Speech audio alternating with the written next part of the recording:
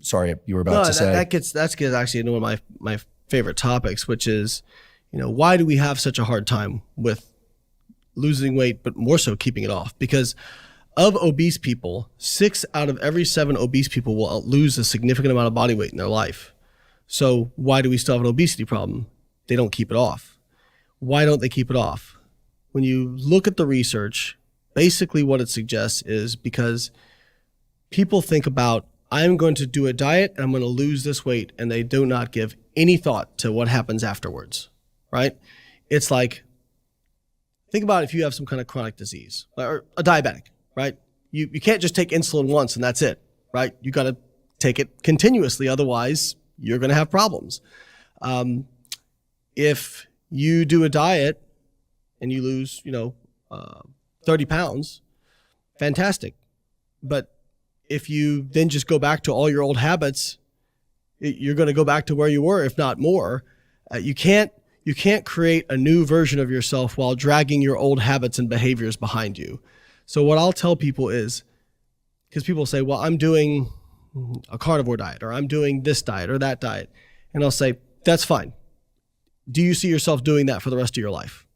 And if the answer is yes, if you really believe that that's going to be sustainable for you, and plenty of people, low carb, intermittent fasting, whatever, they say, felt easy.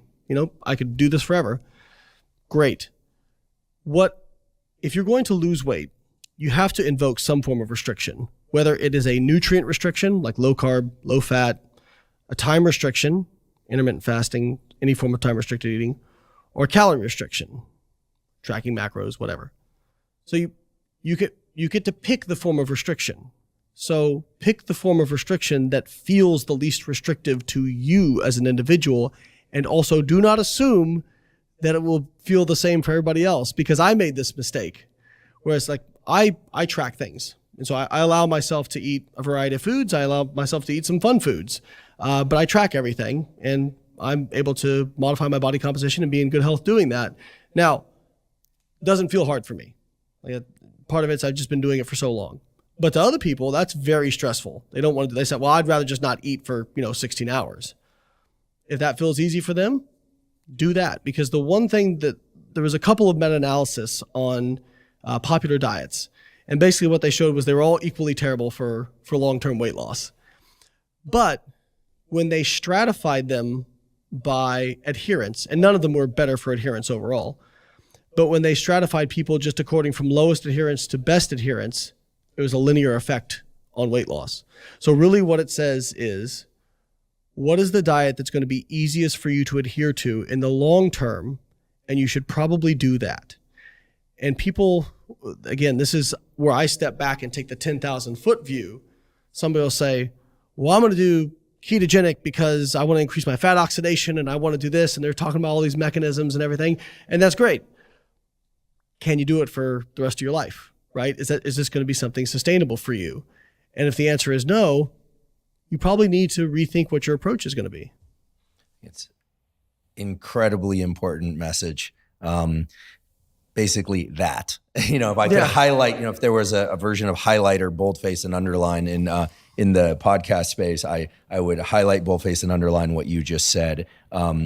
And for those of you that heard it, listen to it twice and then go forward, because it's absolutely key. I think it also explains a lot of the so-called controversy that exists out there. I think it also crosses over with the placebo effect. I almost want to say, pick the nutrition plan that you think you can stick to for a long period of time, ideally forever, and pick your placebo too, because there is a lot of placebo woven into each and every one of these things: intermittent fasting, keto, probably even vegan versus omnivore versus carnivore. Well, they even talk about the diet honeymoon period, right? Where like you go into a diet and you're all fired up about it, and like you're very adherent, and then what happens with every single diet, without exception in research studies, is once you get past a few months, adherence just starts waning and going off. Here we are really talking about a form of relationship. I'm not saying that to be tongue in cheek. Actually, we had a guest early on in the podcast, Dr. Carl Deisroth. He's a psychiatrist and bioengineer at Stanford, tremendously successful Lasker Award winner, et cetera. And he talked about love as a sort of an interesting aspect of our psychology, where it's a story that you co-create with somebody, but that you live into the future of that story. You know, when you pair up with somebody, that we was referring to romantic love, that there's this sort of mutual agreement to create this idea that you're going to live into. So it's not just about how you feel in the moment, it's also that you project into the future quite a lot. I'm seeing a lot of parallels with a highly functional and effective diet. And I love it. I'm not setting this parallel up artificially. I'm setting up because I think that ultimately it boils down to what you said earlier, which is that the brain and our decisions about what we are going to stick to are tremendously powerful. And I think one thing I will say is, like, keep in mind, when you look at the research data, the meta-analyses on, say, time-restricted eating versus non, when calories are equated, doesn't seem to be a difference in weight loss, fat loss, and most biomarkers of health. Same thing for low carb versus low fat. If you equate calories and protein, there was a meta-analysis done by Kevin Hall back in 2017 where they looked at actual loss of body fat. And another important point was I think there was 22 studies in this, but all of them provided food to the participants, right?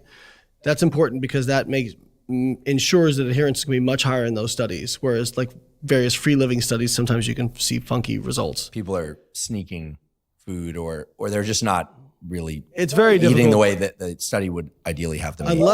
Unless the person is getting like continuous support, like studies where they have a dietitian talk to people like every week tend to actually have pretty good adherence. But I mean, that's expensive to have done a study. And again, like what limits studies? Money, and money, right? But the low carb versus low fat, when protein and calories are equated, basically no difference in fat loss. Now, some people get upset about this, but it's like, well, to me, that's like, this is great because you get to pick the tool you want. The one tool, it doesn't seem to be that much better than another. So pick the one that works for you, right? Whatever lever you've got to pull, you've got a bunch of different options. You mentioned picking something that you can stick to for a period of time.